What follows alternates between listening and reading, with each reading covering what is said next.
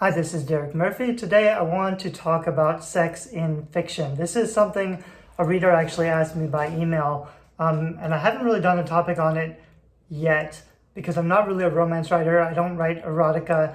I write young adult, so when I come to this subject, I'm thinking about how much sex should you put in a young adult novel, whether you should do it or not.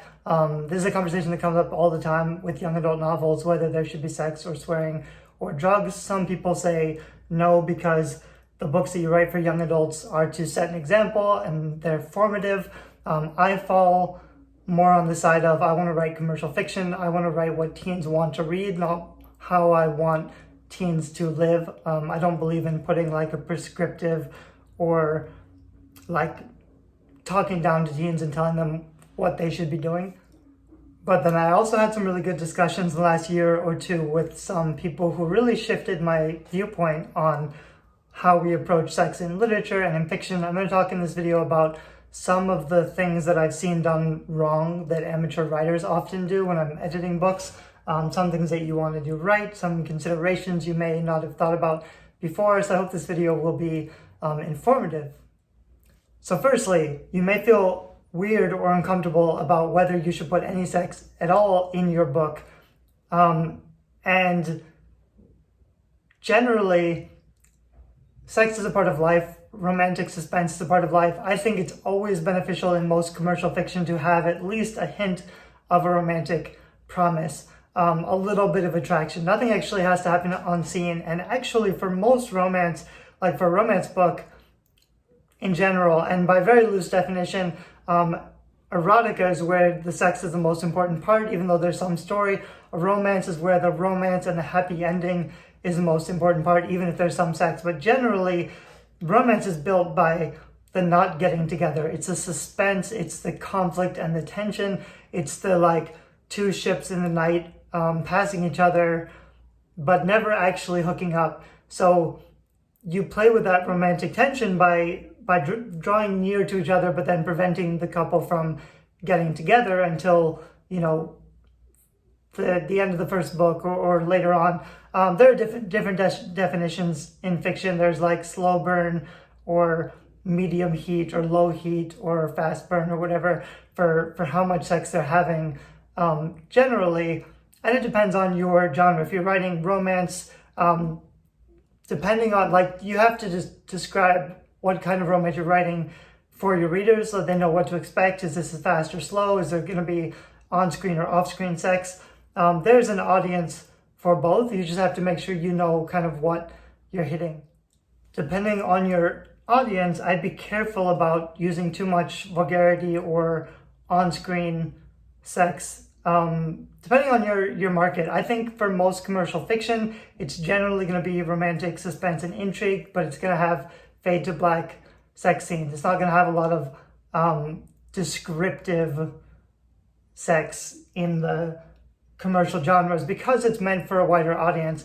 And what happens is, if you're writing, I mean, romance is one thing, but the other commercial genres, fantasy, sci-fi, horror, thriller, contemporary, young adult, generally they are story first. The story is the most important part. There can be romance, maybe there should be romance, it's really up to you. But you can have you can have a story that has a broad appeal, and you can have some romance that has a broad appeal to everybody. But once you start having explicit sex scenes, that's going to be a turnoff to a lot of people. So trying to merge those two, this is where I see a lot of first-time authors get it wrong, is they might be writing a book that's a horror book, for example, and it's a pretty good thriller, intrigue, mystery, which could have a pretty broad audience. But once you throw in some explicit sex scenes early enough on in the book, suddenly we don't know what this genre is. We don't know who the audience is for it, because out of the 100,000 people that like thriller mysteries, historical thrillers or whatever, the amount of them that are also expecting explicit sex scenes is going to be like 10%, because what's common in that genre is probably no romance at all. But if there are some romance, it'd probably be fade to black. So you have to know your audience and your market and what's common and what people are expecting. You don't want to throw in the sex scenes just for shock value, or just for like titillation, just for like just to make it more exciting, or make your book more sexy by throwing in more sex in it. That's really not going to work. It's going to take it out of the story unless sex is a really big part of the story, or unless you can make sex part of the story, where, you know, them hooking up or not hooking up changes the story narrative and creates new conflict, which helps the main characters progress towards their story goals in a meaningful way. So if it's used well and it's part of the story, I only have one sex scene in my fantasy. It's the third book. So there's romance and some, not even kissing, I don't think, until like the third book. And then there's a sex scene, but there's a huge twist at the end of book 3 that's dependent on that sex scene. So I had to make it kind of explicit because of the twist that was coming up, but it's plot based. It's not just romance based. They're finally getting together.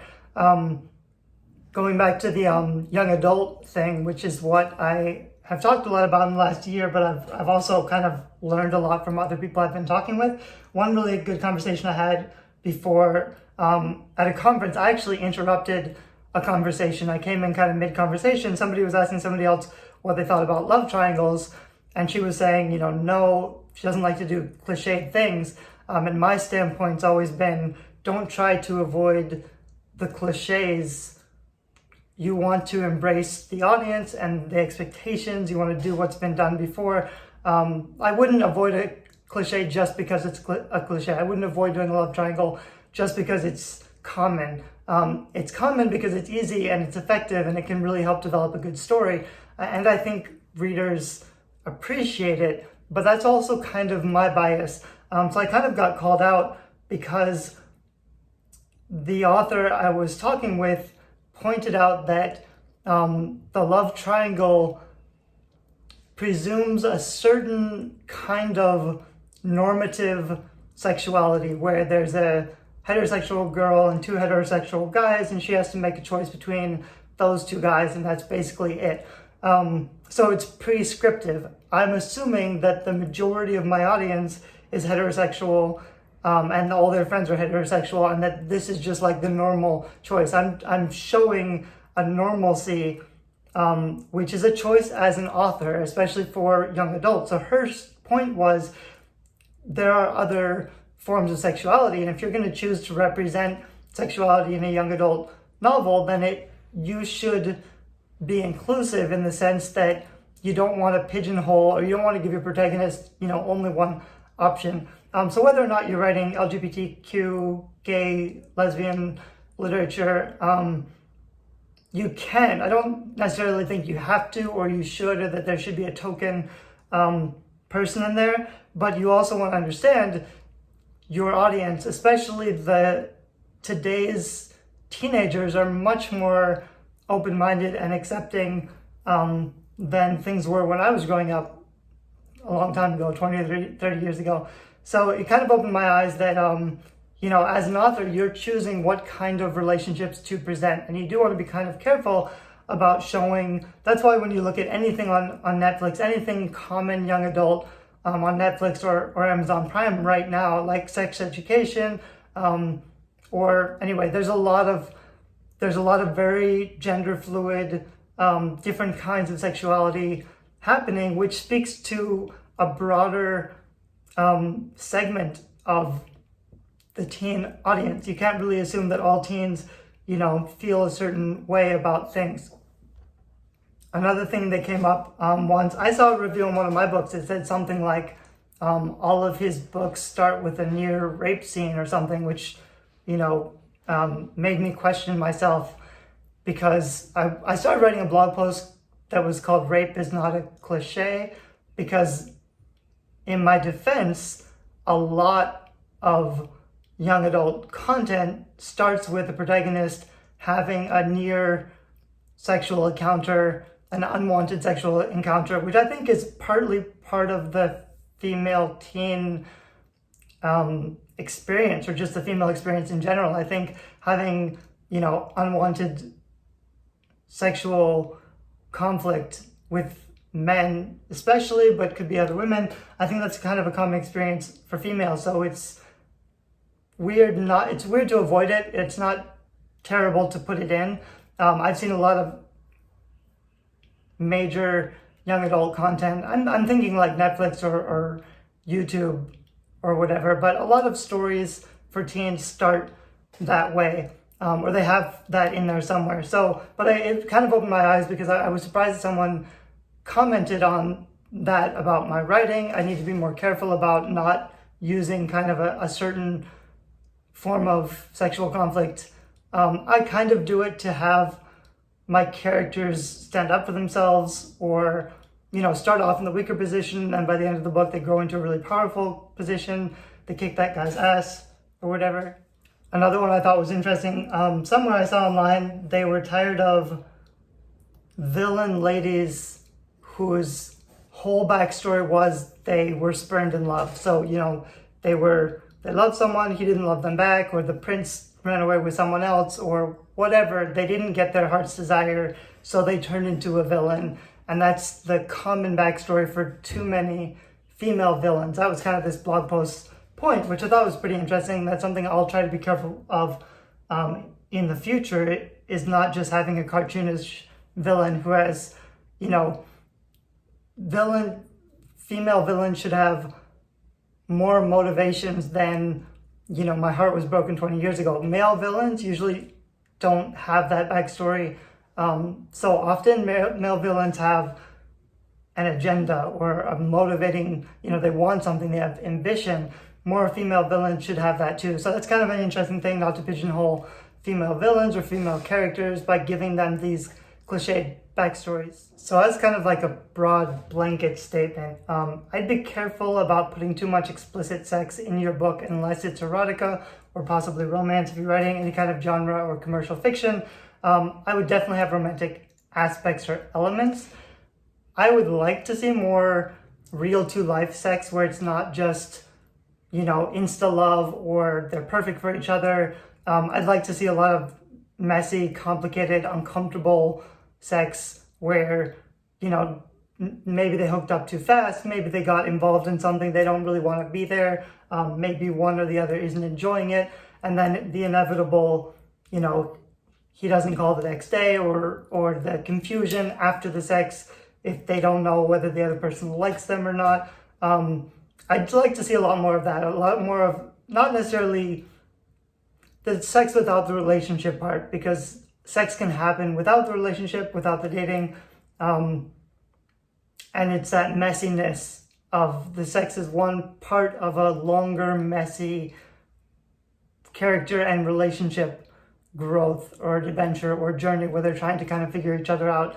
I think that's really interesting for a lot of commercial fiction. So that's something I'd like to see more of. I think it should always be part of your story. I don't think you need to go out of your way to make asexual content. Although I will say also, there was something online about teens reacting to early 90s movies like American Pie or the early 2000 movies. And today's teens were saying, all these guys are just thinking about sex and getting laid all the time. They're lying to women all the time. And it sounded like today's teens are just, sex isn't that important. It's not the main thing. They have other things that they're interested in. So I definitely think there should be attraction, there should be confusion, there should be weirdness, but the sex is probably not going to be a main part of your story. But it might be there. It might add some really good conflict. You should always have conflict and tension in your story. So those are really good subplot lines. I tend to have like a very conservative protagonist with a very outgoing, maybe more promiscuous best friend who has more experience. That's kind of common in my books, I guess. So it's definitely fine to put it in there. I think teens swear, so I would also be okay with the teen swearing and hooking up. I just wouldn't describe in graphic detail, how that all goes. Depending on your audience, that's probably not going to be appropriate, but especially for young adult stuff, I think there can be sex that fades to black, or there can be a lot of really heavy physical attraction, where nothing actually, like they don't actually have sex, or the sex happens off screen or whatever. I don't know if this video helped or if it's kind of rambling, but there are some interesting issues that were worth talking about. Let me know if you have any tips or suggestions or questions or comments down below also. Thanks, bye-bye.